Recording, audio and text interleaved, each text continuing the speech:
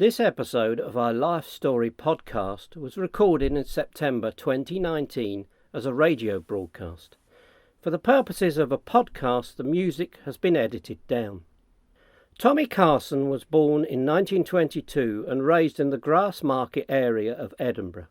His memory is phenomenal, as you will hear in the recollection of watching police and miners fighting at the Westbow during the general strike of 1926. We also hear stories about school, Scots and Irish days, street games, the businesses around the Grassmarket, the lodging house for the homeless, the talent show at the Palladium Theatre and Johnny Victory, working at the North British Hotel as a pageboy and taking the King's Shilling in 1939. It's a very entertaining account. I've had to edit out quite a lot of my laughter. However, Tommy is very honest and realistic about the poverty at the time and the problems of making ends meet that his mother had. This is not just a nostalgic account of the past. We hope you enjoy. And I'm delighted today to have with me in the studio Tommy Carson, who was born in 1922 in the Grassmarket. Before we start talking to Tommy, we're going to listen to a bit of music from the time, because we're going to be talking to Tommy about his growing up in the Grassmarket. But before that, we'll have a little bit of music.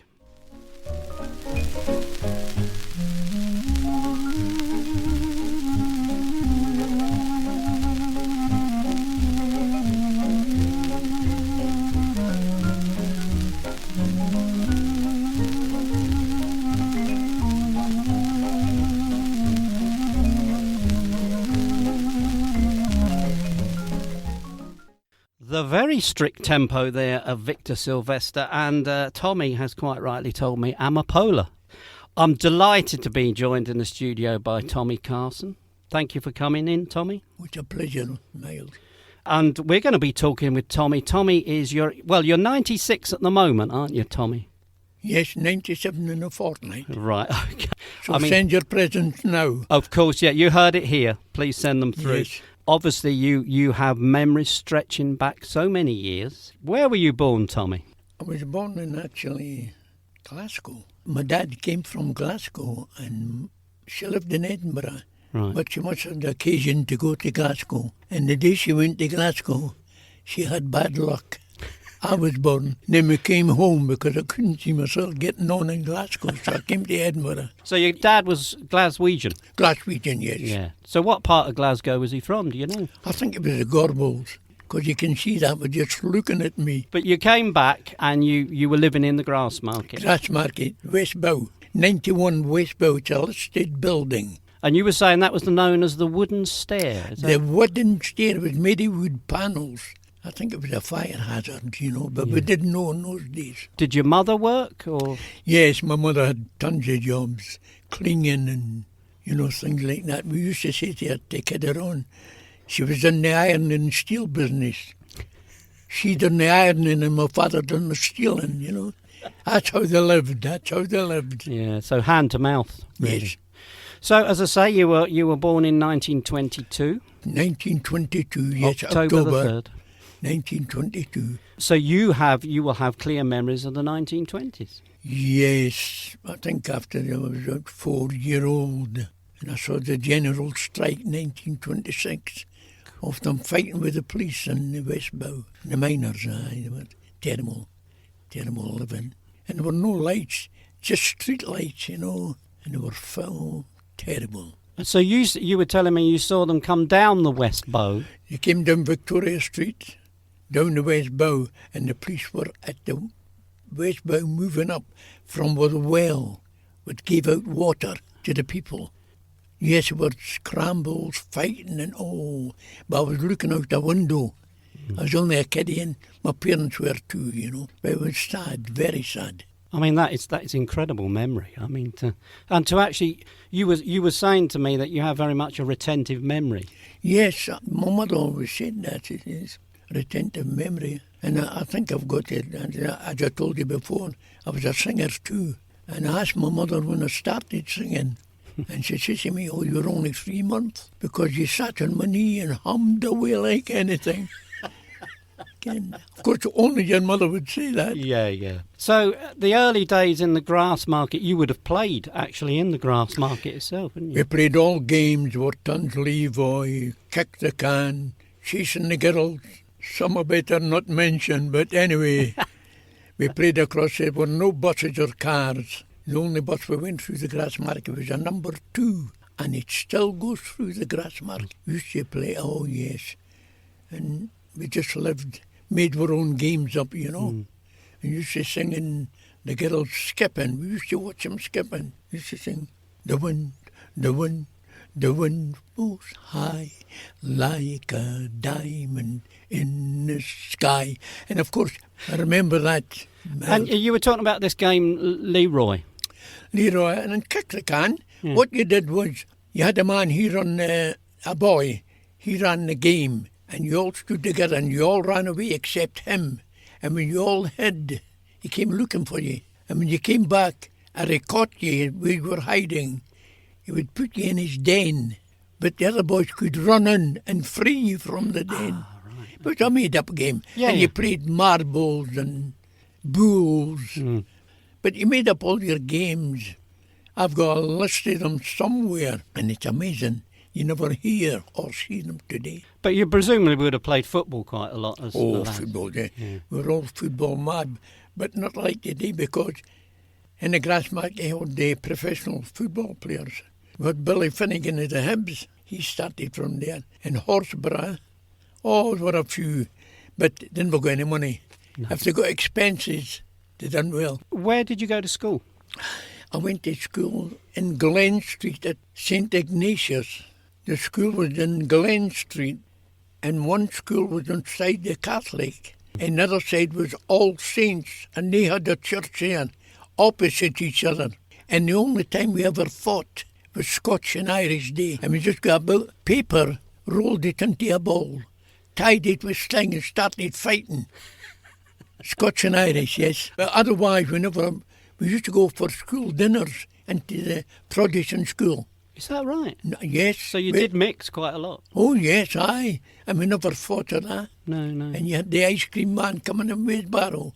Antonio. Yeah. Antonio. So, but there was never any trouble with religion or that, you know. And did you like school? No, I don't think anybody does. You know, I don't think. But you want to grow up, I think. Ken, you want to do the adult stuff. But you have to get on with it, because that's your education. And was it quite strict at school? Yes, quite strict, because there was nuns and that, you know. But some teachers who weren't nuns. But yes, I can't say nothing against it. And what I know today, I can learn from those days I went to school, because everybody needs an education. Well, we'll have a wee musical break. We're going to have Danny Boy, a familiar song, I would imagine. We'll have a listen to that, and we'll be back with Tommy after the record.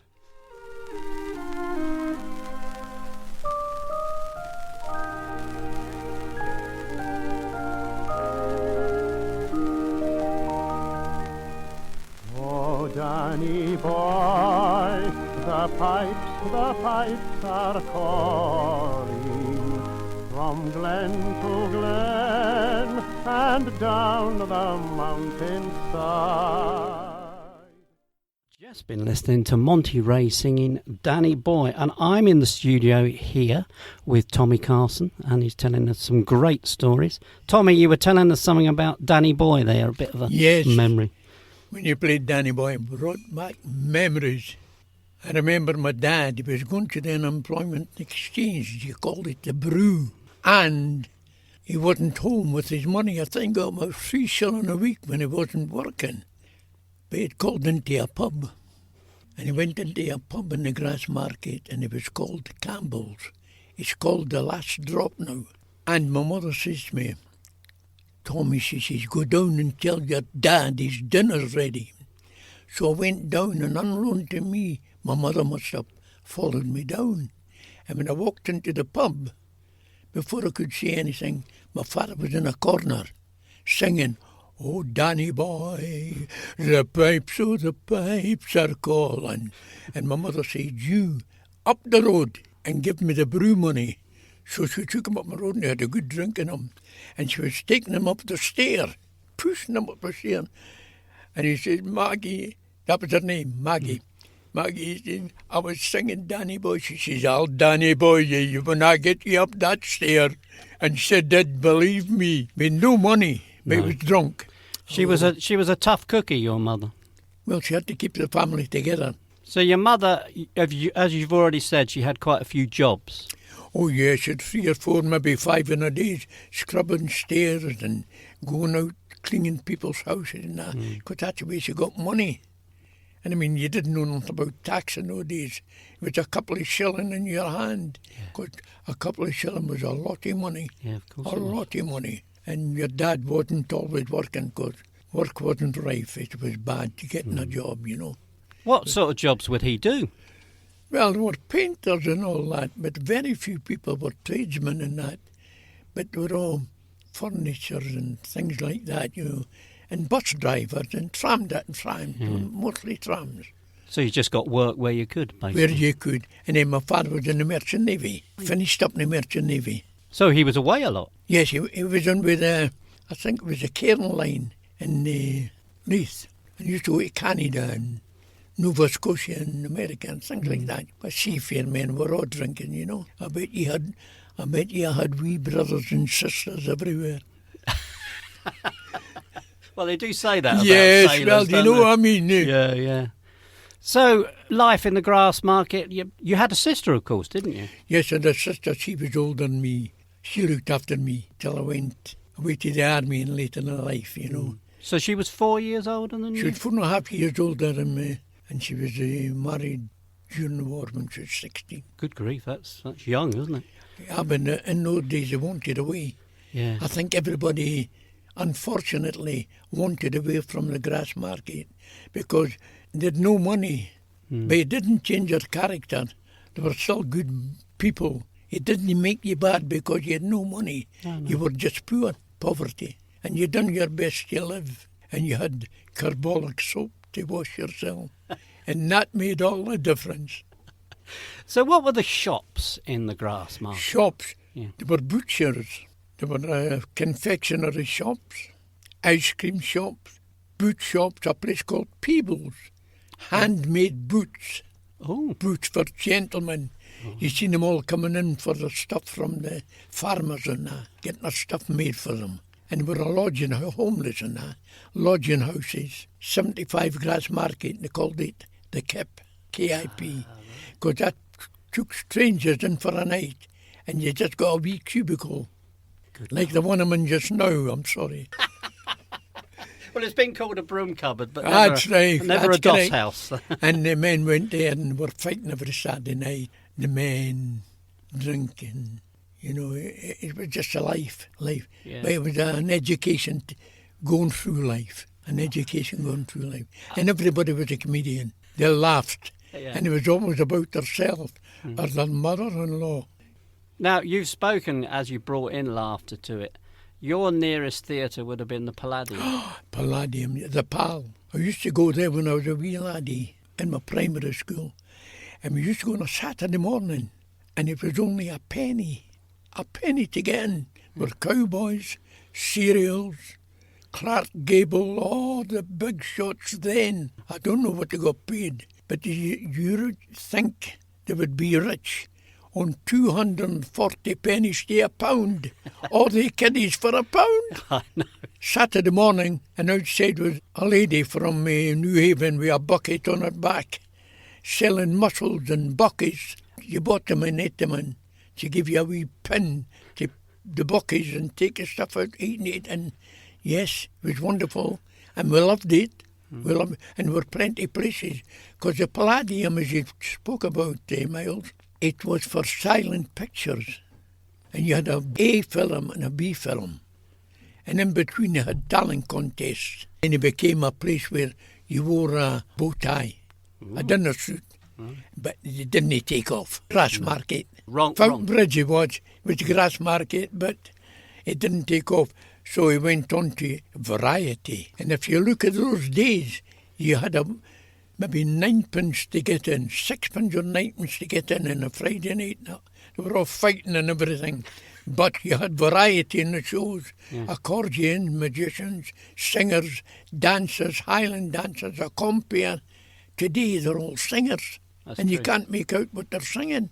So But you- yes, it was enjoyable. So Very. variety really did mean variety, Oh, didn't it? yes, that's what with the Palladium that's some good. The last one I can remember, and I knew him well, Johnny Victory. I knew Johnny Victory very well. And singers we came from Glasgow to June, because they done Glasgow, Dundee, Aberdeen, and Edinburgh, Right. a circuit. Oh, of course. And they came around, and their stuff could do them for a year going round. That was before the clubs started. So what was Johnny Victory's act? What did he do? Comedian.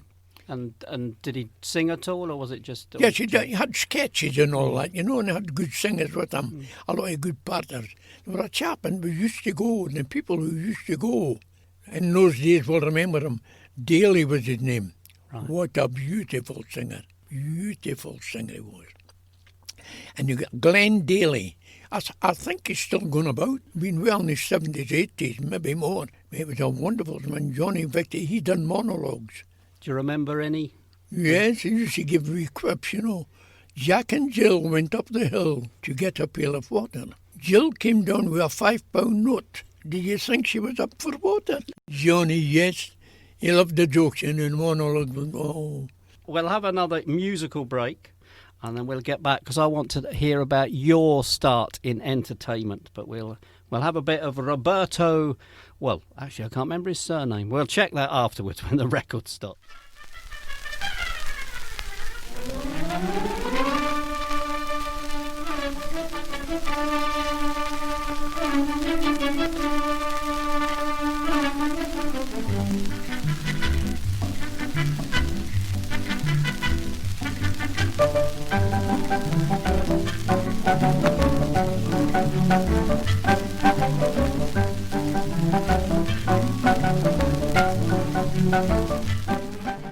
I should have asked Tommy, of course, but of course it's Roberto Ingles, who was bizarrely enough, from Nairn.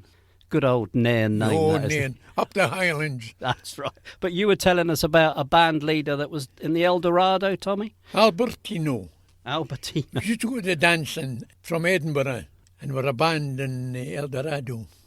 And it was there, and it was called Albertino. Oh, it was a great band. Everybody loved them for dancing. Jitterbugs and all that. They loved them. And we used to have a singer with him, Jimmy Cowley. All right. And he was a stotter. Right. He could sing. One day I seen this painter come along. I says, hello. I recognised his face. It was Albertini. He was a painter and he lived in the... Oh, what a carry on.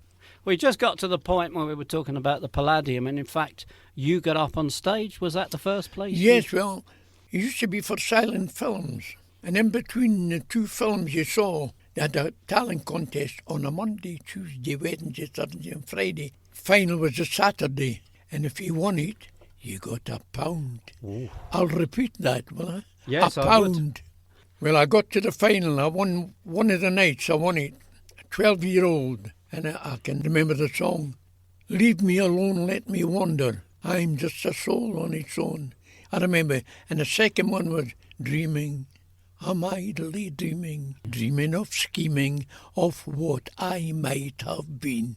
Now, those are true words, Yeah. what you might have been. Well, I went in, and I was in the final where we had a dozen of us. And in those days, I had a man on the stage called Wally Sivis, and he played the spoons. Oh, and it was hot stuff. I think he won it that night. Yeah. But anyway, I was waiting to go on, my turn to go on. And my sister was there with her husband, and a policeman came across. And he took me aside. What age are you? And I must have been over 11. Took me away. I couldn't go on. Because in those days, you weren't allowed on the stage after a certain time. All right. If you were a juvenile. Oh, that's a shame. So I you know. lost out. I miss that £1 even now. Because I'm skinned. I could do it now. Well, you can have that as your fee. For Good being enough. in here. Lovely. That'll do me. That'll do me. But that didn't stop you, obviously. You. No, I went on. I lived my usual teenage life, and then the war came up. And I remember I was in Weston's biscuit factory. That was Garfield Weston, the Canadian. He owned it, and he gave a squadron of, it was either Hurricanes or Spitfires, because we had no planes. and he gave it to them. And here, one night somebody came up and asked me if I'd sing a song. At a concert they were given free, I've always done them free, when it's for charity or things like that. And I went along to West End, a crowd was there, and I sang a song there. And it was the first concert I ever gave in public to help the war effort, because the money went to the war effort. And I was only 17, a fine-looking boy, mind, you know. But I was only 17, and I think it was a couple of weeks later, I went away to the army, 70-year-old. And I went away to the Black Watch. Lovely, beautiful. The 42nd they were called. Went away, and Hitler, I think he got worried when he seen I joined up, you know. I don't know. I've never come to that bit yet. We'll take you back, because we're going to have a second instalment where we get you into the war. That's your first time on stage. What was your first job, and how old were you when you left school? When I left school at 13 years old. 13 years. Everybody left at 3. No job. You never got interviewed or anything about a job. You relied on who your mother knew or your father knew. I remember I got a job in the NB Hotel, now called the Balmoral, and I was a pageboy. And the highlights, I saw many actors in that. Edgar Kennedy, an old actor, he'll be well dead now. I saw him because I was a pageboy. I think he gave me a tanner. Or 10 cents, one of the two. I'm not sure he was an American. I went to their centenary when I was 100 years old, a few years ago. But it was wonderful seeing it, leaving school, working. And I was once interviewed. I worked there for about 9 months. And I was interviewed to go as an apprentice to London as a cocktail maker, cocktail shaker. They sent him down to London, and it was me and another chap. And the funny thing about it, his age was the same as mine on the same day. I don't remember his name, but I remember the chap who was my boss. His name was Frank, and he was a big German. I thought he must have went back after the war. And that was in NB, where you went through the hotel to go to the station, or come out the station and go to the hotel. Nobody seen you. So And plenty of celebrities and yes, stars. plenty of celebrities, but they were all Americans, and they never worked here, but they were allowed to do a show. I saw many people have. Most people like me have seen them all. So what was your uniform then as a page boy? Oh, I had a blue or a black one with buttons down the front and a wee box hat with a strap under your chin. You know, good evening, madam, and opening the doors, the lift doors, taking them down the station, because you went down in the lift. You went down to the station and you put them off at the station. And then you come back up and somebody else, whoever it was. Or if anybody had a message, I had a wee tin tray, like a cigarette ashtray, and you had a card in it. And you, Mr. Miles, yes, here's your card.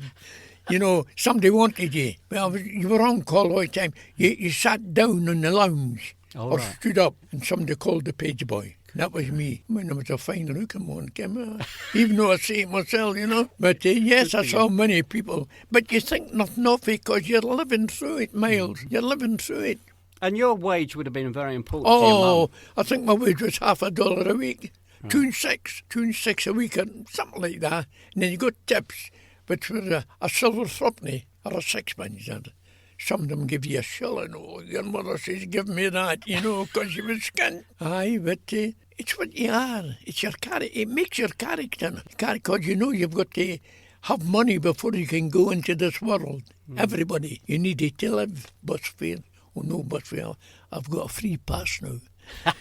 But the boss said, that's the finest thing that happened to me. And that was my first job. And then after that, you took any job. You had bicycles as a grocer with a big bucket in front of you with your messages in, and bags of jobs.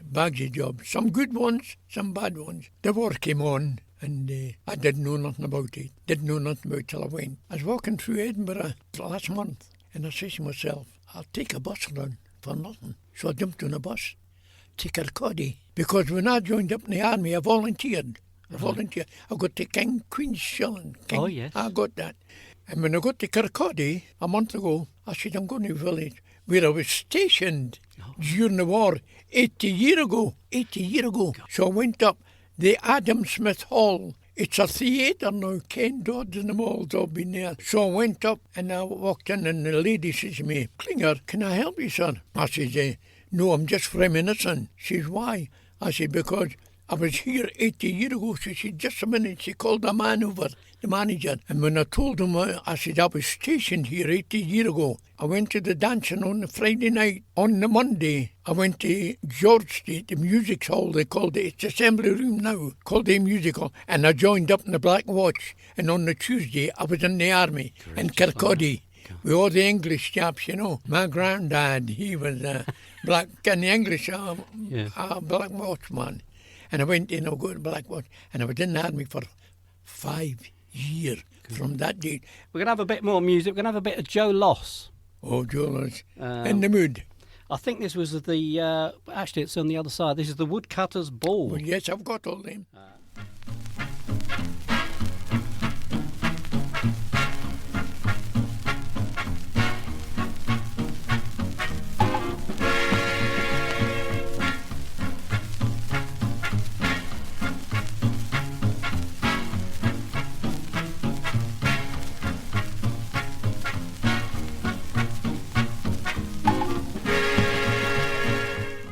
Joe Loss there, and the Woodchopper's Ball. Good track that. You are listening to Thelma FM. We are the broadcasting arm of the Living Memory Association, and we are broadcasting out of the Little Shop of Memory at Ocean Terminal Shopping Centre, soon to be Porter. Delighted and having a fantastic chat with Tommy Carson here today, and we've been getting a lot of history from way back of the Grassmarket. And Tommy was just telling me a joke off air there, but we won't probably repeat that one. But it was a good joke. Shame you missed it. We're going to talk. I was going to ask you, Tommy, you like dancing, didn't you? Yes, I loved it. Never away. And where would you have gone for your dancing? Every dance hall in Edinburgh I've been in. Yeah, right. And I've got them in the house. Every dance hall. In fact, when I first started way dancing, I was 13, coming on 14 when I left school. And I used to wear my father's trousers because he was a wee filly. I used to wear his long trousers to get into dancing. And I went to a place in St Mary Street called Dee's Glancing, Dalglish's, where it was known as Dee's, D. And I went there and I was only 13 and there were 2 box players, accordions, wonderful. And I went to dancing all my life, and I think I've been in every dance hall in Edinburgh. There was the Pally and I've seen the Pally when they had a revolving stage. Joe Loss, Jack Hilton, Jack Payne, all the big bands used to come to the Pally, and they used to have hostesses. Ooh. In fact, I could tell you some stories right up to when the Americans came here in 1942. Right, yes. They took over. Right. I've no need to tell you because they always do. Yeah, they were lively, weren't they, the Americans?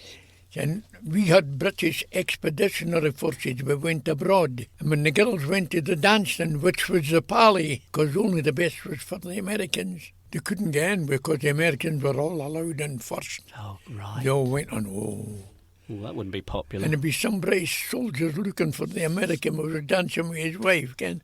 I don't need to tell you. Yeah, no, indeed. No, I better not go into that. You get me the deal. But you love the dancing anyway. Loved it. There were waltzes, slow foxtrot, tango, rumba, samba, and then, of course, the jitterbugs. I had a friend, he went to London to go to finally a championship. George Anderson came for Lawnmarket. So where did you learn to dance? We just picked it up. And I mean, in my travels, when I was in the army, they were all good dancers in Glasgow, Manchester, Leeds, Liverpool, all the places. They could all dance, the same as Edinburgh, ballroom dancing. And then the jitterbug got on and they could move. And nobody was unfit, because if you could do the jitterbugs, you were fit. Wonderful dances. But yes, and they were packed. And you always had a partner, You could always, and if you were a good dancer and a gentleman, you were made. Because the girls were coming over, you used to stand on one side of the hall, ladies, and the gents on the other side, and cross the floor. When you went in the army, anywhere, you could dance. Yeah. Well, let's have some more music. We've got Henry Hall. Do you remember Henry Hall? Yes, I do. Henry Hall. And this is the BBC Dance Orchestra. BBC Dance Orchestra, that's right. And it's just called Swing.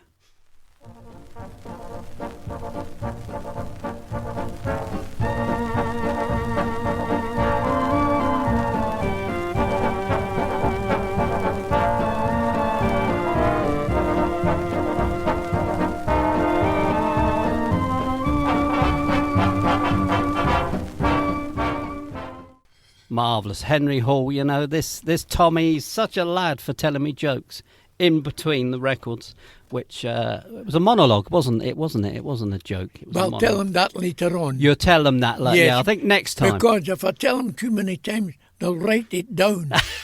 And they'll forget it was me who gave them it. That's true, yeah, you'll use the ownership. Even back when you were a lad, there were tourists coming to the Grassmarket. Yes, the Americans and Canadians, well, mostly Americans. And we thought then the Americans were big, they were something. There's something out of this world. And they used to go to the castle. Well, I lived up under the shadow of the castle in the West Bow, right underneath it. And we used to go up to the Esplanade. And any American there would tell them, like they would say, you know how to spell Edinburgh? And we'd tell them, this is how you spell it. Edward died in November, buried under Robert Graham's house, Edinburgh. I've never heard that before. You know, that's great. Edward died in November, buried under Robert Graham's house. And did you, I mean, you were talking about your mother very much hand to mouth the way you Yes, lived. yes. Would you have ever used the pawn shops? Did she ever have to pawn yes, stuff? yes. The pawn shops was always on. Where were they in relation to you at the Grassmarket? There were two up to the Westport, Campbell's up the Westport. Put it in a Monday, what you were putting in a pair of boots, whatever it was, a suit, or any your best suit, and you took it out on a Friday for the weekend. And this happened on all the time. And you paid a penny extra to have it hanging up during the week in the pawn shop. Oh, cricky. There were jokes about them and everything, but everybody had the pawn shop, pawnbroker. That's where you lived? Yes, because, well, where did you get your money? Where did you get your money? I mean, it was terrible. Same as in the army, I'll tell you something happened to me. When I was in the army, we got permission to wear a suit when you're off duty. Must be in 1943 or 4. Americans were in the war. And I went and got measured for a suit for coming out, because I knew a volunteer would be one of the first out, which I was after 5 years. And my mother sent me over to Burton's to buy a suit for £2.50. A coat, a waistcoat and trousers. Parcelled it up and put half a dozen cakes in the parcel for me. Well, it only took a couple of days and 8 days for the post. And she sent them to me in the army. She'd give it to my dad to take to the post office. The postage. He went. He never went near it. He went to the pond and he put the parcel in. And when I got the suit, a couple of weeks later, for my mother, she'd went up and they sent it on to me. The cakes were still inside. That was my dad. That's why. See, but I mean, I was getting my army pay 3 and 6 weeks, but my mother was getting 7 shillings.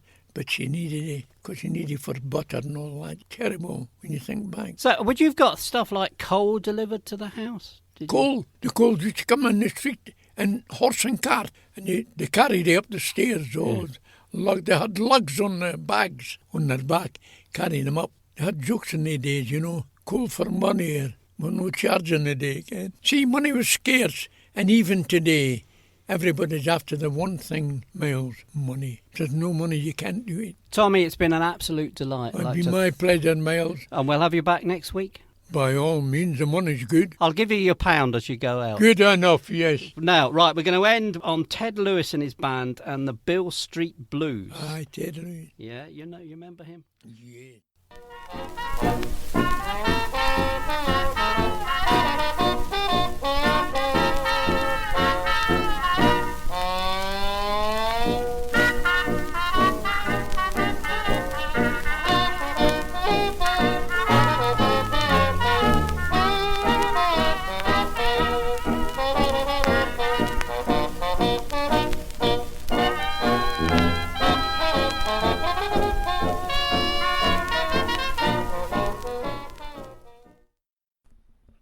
If you've enjoyed this podcast, we have others. Just pop along to our website, www.livingmemory.org.uk, and follow the link on our homepage. You can also learn more about our work or trawl through our photo archive, We have over 3,500 photos for you to look at. Check us out on Facebook under Living Memory Association, or for podcasts, Thelma FM. We also have a Twitter account. Thank you very much for listening and enjoy our other content.